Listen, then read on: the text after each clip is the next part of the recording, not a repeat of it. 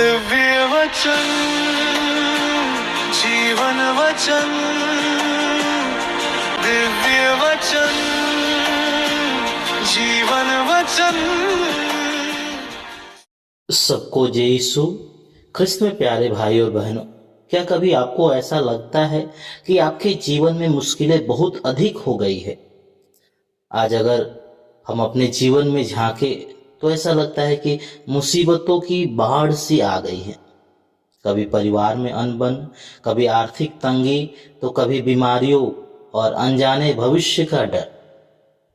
आज हर माता पिता को अपने बच्चों के भविष्य, बच्चों के स्कूल फीस की चिंता और उनके गलत रास्ते पर जाने की चिंता सता रही है। युवाओं में रोजगार का तनाव है, अपनों से मिला धोखा, टूटते हुए रिश्ते और कर्ज का बोझ इंसान को अंदर से तोड़ रहा है। आज बाहर से भले ही सब कुछ ठीक दिखता हो, लेकिन अंदर ही अंदर इंसान मानसिक तनाव और एक अजीब से अकेलेपन से गुजर रहा है। हम अपनी तरफ से हर संभव कोशिश करते हैं, खूब मेहनत करते हैं, लेकिन फिर भी ऐसा लगता है कि हमारी जिंदगी की नाव आगे नहीं बढ़ रही है, बल्कि भंवर में फंसती जा रही है। अगर आज आप भी ऐसी ही किसी मुश्किल में हैं, तो आज का पवित्र वचन खास आपके लिए है।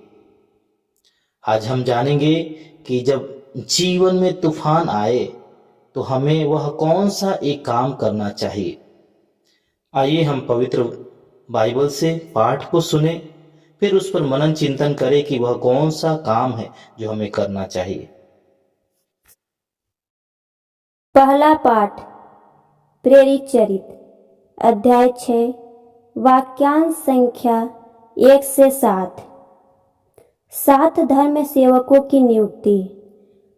उन दिनों जब शिष्यों की संख्या बढ़ती जा रही थी, तो यूनानी भाषियों ने इब्रानी भाषियों के विरुद्ध यह शिकायत की कि रसद के दैनिक वितरण में उनकी विधवाओं की उपेक्षा हो रही है।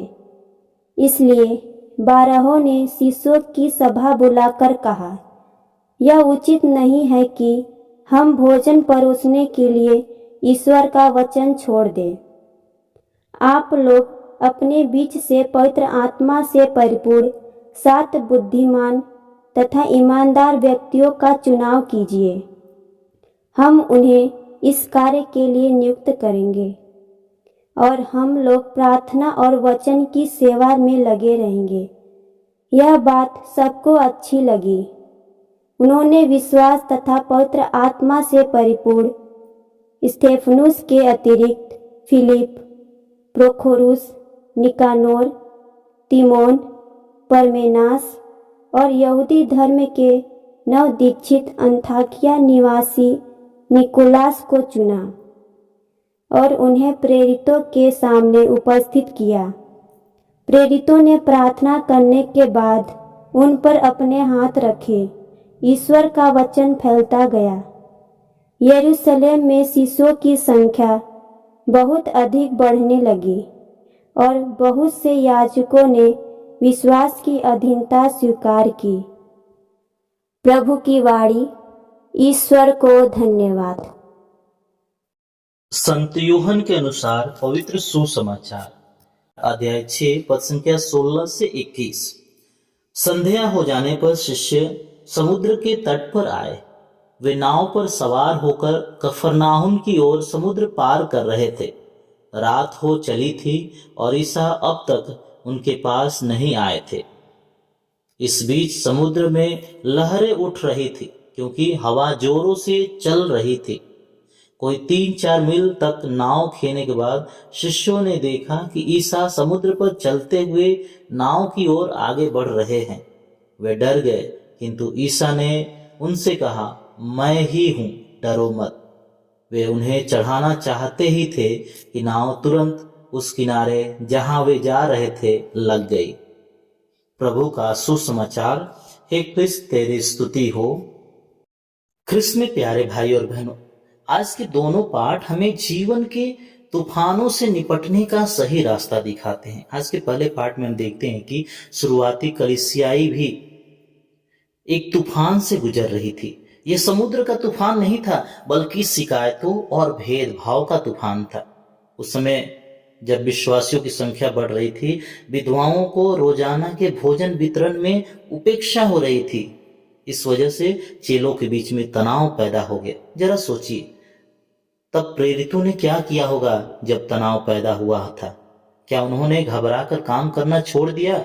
नहीं, उन्होंने प्रार्थना की और अपनी तरफ से एक अच्छी व्यवस्था बनाई। उन्होंने 7 ऐसे लोगों को चुना जो पवित्र आत्मा और बुद्धिमानी से भरे हुए थे। प्यारे भाई और बहनों, शिष्यों की इस सोच से हमें बहुत बड़ी सीख मिलती है कि जब परिवार या काम में कोई समस्या आए तो हमें हाथ पर हाथ रखकर नहीं बैठना है। ईश्वर चाहते हैं कि हम अपनी जिम्मेदारियों से भागे नहीं, हमें अपनी बुद्धि का इस्तेमाल करना तथा सही फैसले लेना और अपनी तरफ से पूरी मेहनत करना है।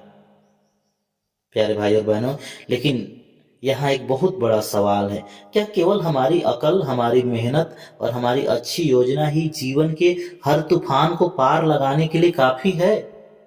इसका जवाब हमें आज के सुसमाचार में मिलता है। सुसमाचार में हम देखते हैं कि चेले एक नाव में थे और समुद्र पार कर रहे थे। ये चेले कोई नौसिखिए नहीं थे, वे पक्के और अनुभवी मछुआरे थे। रात का अंधेरा घिर आया था और तेज हवाओं के कारण समुद्र में लहरें उठने लगी थी। चेले अपनी पूरी ताकत से पतवार चला रहे थे। वे लगभग 3-4 मील दूर चले गए थे, लेकिन नाव किनारे तक नहीं पहुंच पा रही थी। प्यारे भाई और बहनों, ध्यान देने की बात है कि वे उन लहरों या हवा से नहीं डर रहे थे। मछुआरे रह चुके होने के कारण वे समुद्र से अच्छी तरह वाकिफ थे। वे उस अपनी पूरी ताकत लगाकर नाव को तूफान से बाहर निकालने का संघर्ष कर रहे थे, लेकिन तभी उन्होंने कुछ ऐसा देखा जो उनकी समझ से बिल्कुल बाहर था। वे देखते हैं कि यीशु समुद्र की लहरों पर चलते हुए उनके नाव के पास आ रहे थे। जरा सोचिए, एक इंसान को पानी पर चलते देखकर किस तरह से हम घबराएंगे। उसी तरह चेले भी घबरा गए, डर गए। अरे भाई और बहनों, चेलों का यह डर देखकर यीशु ने उन्हें ढाढ़स बंधाया और कहा, मैं हूं, डरो मत। जब हम भी अचानक हमारे जीवन में जब परेशानी आती है, हम उसे देखकर डर जाते हैं, तब प्रभु यीशु मसीह हमसे भी यही बात कहते हैं कि डरो मत, मैं तुम्हारे साथ हूं। भाई और बहनों, बाइबल का यह हिस्सा बहुत ही गहरा है। सुसमाचार बताता है कि यीशु की आवाज सुनकर उनका डर दूर हो गया। और दूसरी बात यह थी कि वे यीशु को नाव में चढ़ाना चाहते थे, लेकिन प्रभु यीशु के नाव में चढ़ने से पहले ही नाव तुरंत उस किनारे पर पहुंच गई जहां वे जा रहे थे। जरा सोचिए, अभी यीशु नाव में आए भी नहीं थे, चेलों ने केवल उन्हें नाव में लेने की इच्छा व्यक्त की थी। उनके लिए अपना मन खोला ही था और इतने में ही चमत्कार हो गया। जो काम उनकी घंटों की मेहनत नहीं कर पाई, वह काम यीशु को पुकारने की एक छोटी सी चाहत ने कर दिया। प्यारे भाई और बहनों, हमारी जिंदगी भी इसी नाव की तरह है। हम अपने परिवार की जिम्मेदारियों को और अपनी परेशानियों को अकेले ही संभालने की कोशिश करते हैं और थक भी जाते हैं।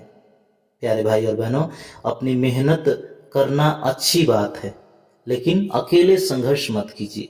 मुश्किलें कितनी भी बड़ी क्यों ना हो, बस एक काम करें, अपने दिल में और अपने जीवन में प्रभु यीशु को आने की जगह दे।